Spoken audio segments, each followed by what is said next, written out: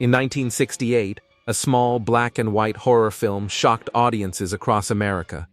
Parents were outraged, critics were disturbed, and some theaters even refused to show it.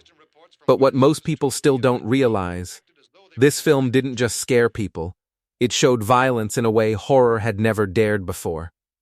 It used real animal organs as props. And its ending was so bleak, it permanently changed the genre. This was Night of the Living Dead.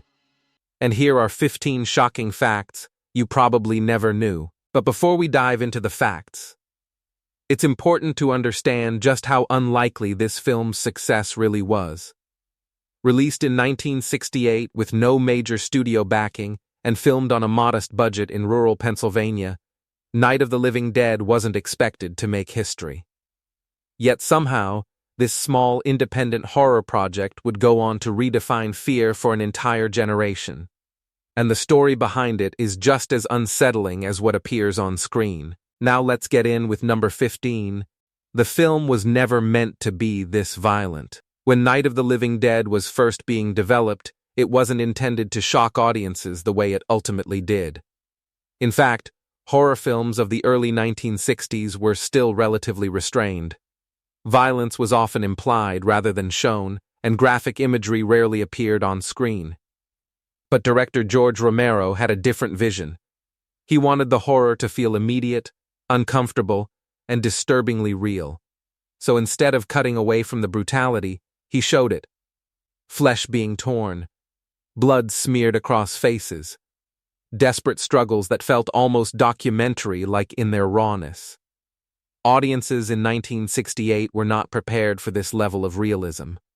Some viewers reportedly walked out of theaters. Others were left genuinely shaken.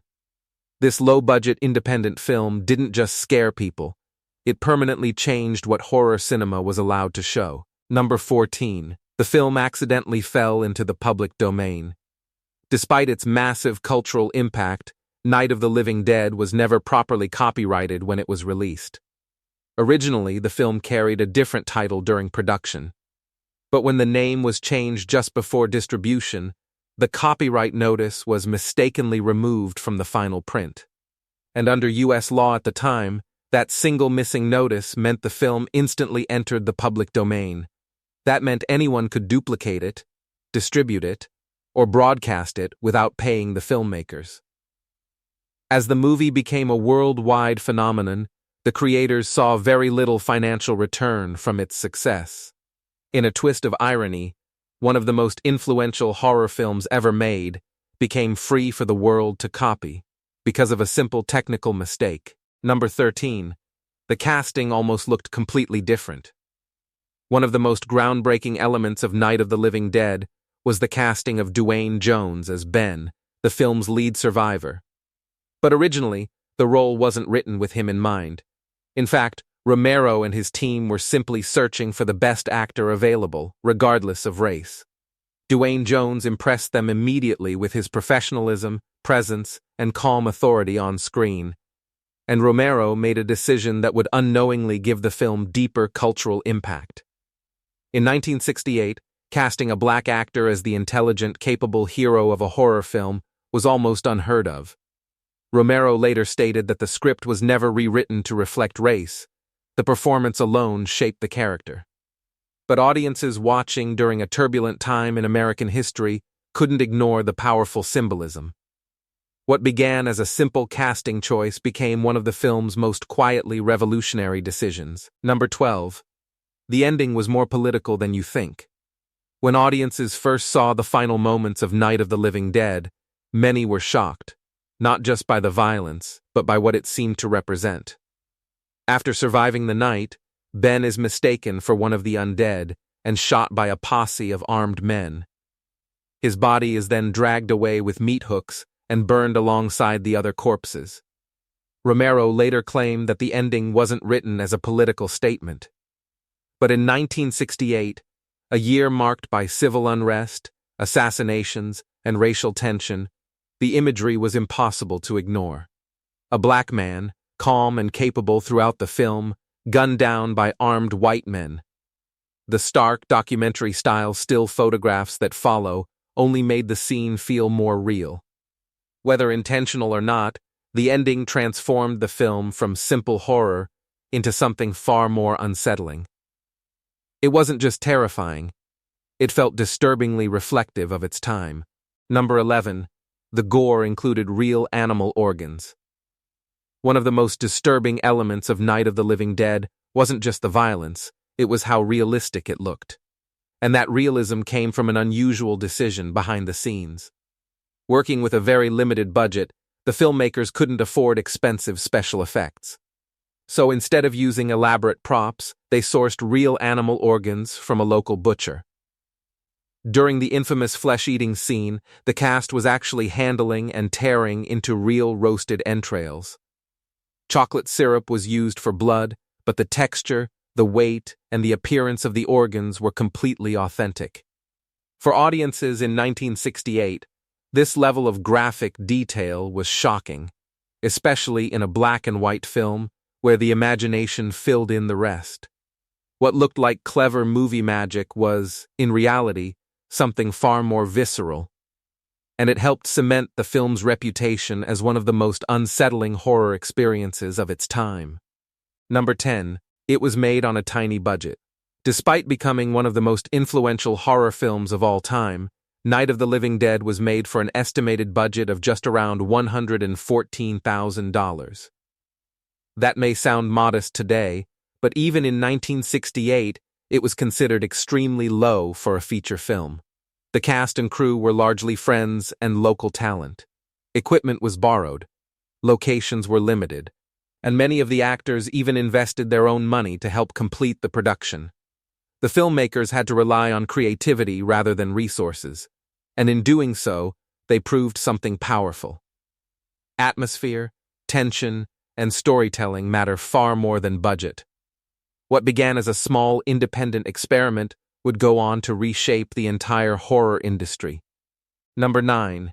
It defined the modern zombie. Before Night of the Living Dead, zombies in film were very different from what we recognize today. They were often portrayed as voodoo-controlled servants, not flesh-eating monsters. Romero completely reimagined the concept.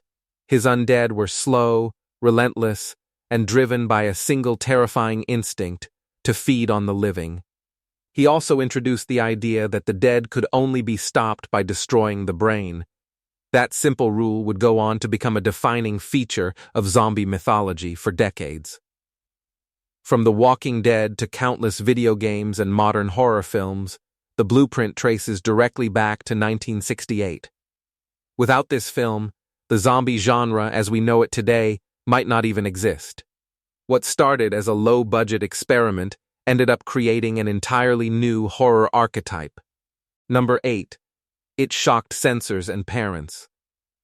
When Night of the Living Dead premiered in 1968, the American film rating system had not yet fully transitioned to the modern MUMPA structure. That meant many theaters showed the film without strict age restrictions. Children were allowed to sit in the audience. And what they saw was unlike anything horror had presented before. Graphic violence. A young girl attacking her own mother. Stark, unflinching imagery that felt disturbingly real. Parents were outraged. Critics debated whether the film had gone too far. Some theaters even refused to continue screenings after complaints. But controversy only fueled curiosity. And the very shock that disturbed audiences helped cement the film's place in horror history. Number 7. It was originally titled Night of Anubis. Before becoming Night of the Living Dead, the film had a very different name during its early development. The original script was titled Night of Anubis, inspired by the ancient Egyptian god associated with death and the afterlife. At the time, the story leaned more toward traditional horror elements and supernatural themes. But as the screenplay evolved, so did the tone of the film. Romero and his collaborators gradually shifted away from mystical ideas and focused instead on a grounded, almost documentary-style realism. The undead in the final version were no longer tied to mythology, they became something far more ambiguous and unsettling. The title was eventually changed to Night of the Living Dead, a name that felt direct, stark, and unforgettable. And that decision helped shape one of the most iconic horror titles in cinema history. Number 6. It was a global success. What began as a small, independent horror project in rural Pennsylvania quickly became an international phenomenon. Despite its limited budget and lack of major studio backing, Night of the Living Dead found audiences far beyond the United States. The film performed especially well in Europe, where critics praised its raw realism and social undertones. Word of mouth helped it spread from city to city, country to country. Midnight screenings became packed.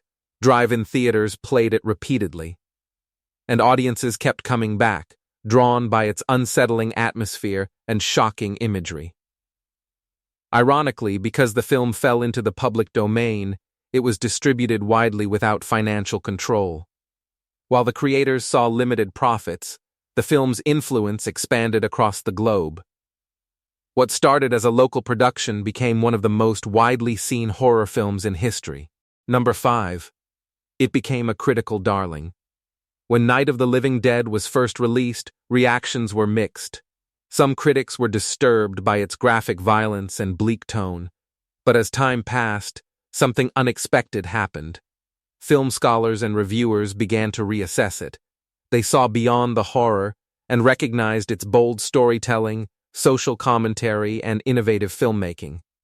Universities started screening it in film studies classes. Critics praised its raw, documentary-style realism, and what was once dismissed by some as exploitation horror slowly earned recognition as serious cinema. Today, it's frequently listed among the most important and influential horror films ever made. What shocked audiences in 1968 eventually became respected as a landmark in film history. Number 4. The ending changed horror forever. Most horror films of the 1960s followed familiar patterns. The hero survived, evil was defeated, order was restored, but Night of the Living Dead refused to follow that formula. After enduring the chaos of the night, Ben survives, only to be mistaken for one of the undead at sunrise. He is shot without hesitation. No dramatic confrontation. No final speech. Just a sudden, cold ending. The film closes with stark, almost documentary-style still images of his body being dragged away. It wasn't just shocking, it was bleak. That ending shattered audience expectations and proved that horror didn't need a comforting resolution. From that moment on, filmmakers understood something new. Horror could end in silence and despair. Number 3. It inspired a new wave of cinema. When Night of the Living Dead was released, it didn't just change horror, it changed independent filmmaking. At a time when major studios dominated the industry, Romero proved that a small team with limited resources could create something culturally powerful. The film's raw style, handheld camera work, and documentary-like realism influenced an entire generation of filmmakers. Directors began to experiment more boldly with tone, structure, and social themes.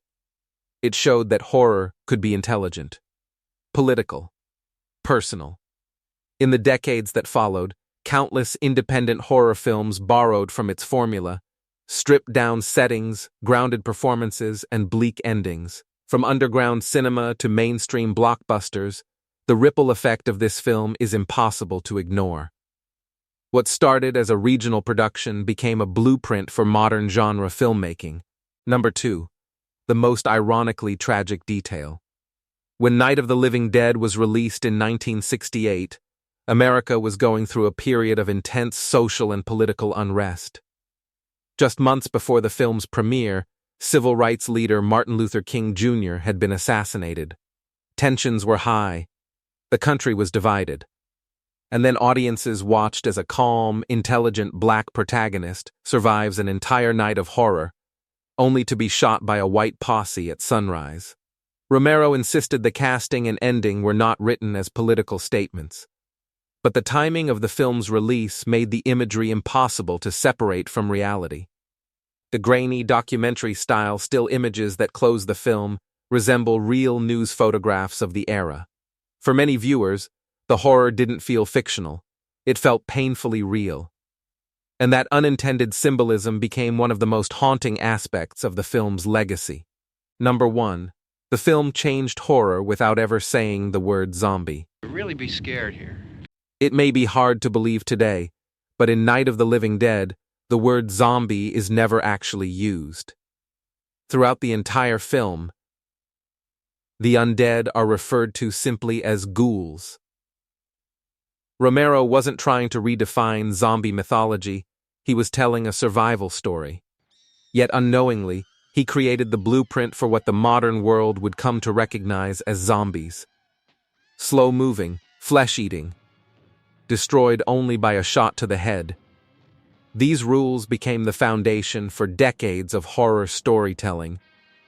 From television series to blockbuster films to video games, the DNA of the modern zombie traces directly back to this film. And the most remarkable part? It all happened without intention. A small independent production in 1968 reshaped an entire genre without even naming the monster it created.